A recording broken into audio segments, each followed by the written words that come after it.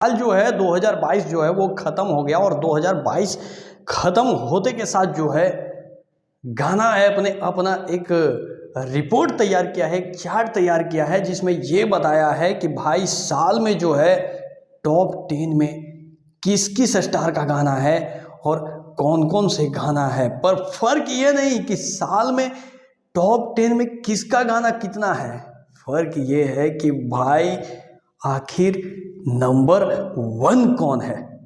जी हाँ, तो मैं आप लोगों को बता दूं कि गाना ऐप का एक चार्ट आप लोग यहाँ पे देखिए, ये है गाना ऐप का चार्ट जिसमें नंबर 1 पे जो है वो पवन सिंह जी का गाना है हरी हरी ओढ़नी।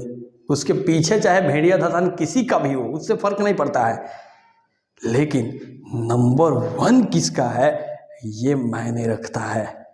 और वो भी तब जब पवन सिंह का साल में मात्र 10 से 15 ही लोकगीत आते हैं, उसमें भी नंबर 1 पवन सिंह। तो 2023 में अगर महीने का 4 गाना आएगा तो फिर ये सब तो बुक ही हो जाएगा, पहले से ही कंफर्म है।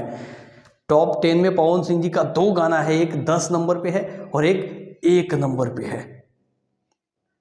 बाकी लोग 25-25 गाना गा के जो है वो कई भी गाना ले आए, लेकिन नंबर 1 तो 25 गाने भी महीना में गाकर नहीं ले आ पा रहे हैं।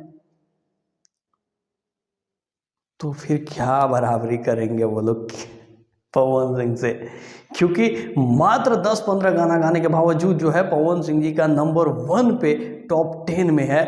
मतलब कि जितने भी भोजपुरी का गाना छूटा है उसमें से भी सबसे ज़्यादा जो व्यूज, सबसे ज़्यादा बजने वाला जो गाना है वो गाना है हरी हरी ओढ़नी पवन सिंह जी का। तो आप लोगों को क्या लगता है, आप हमें ज़रूर कमेंट बॉक्स में कमेंट करिएगा। बाकी मिलते हैं अगले वीडियो में, तब तक के लिए अपने भाई को दीजिएगा इजाज़त। Love you.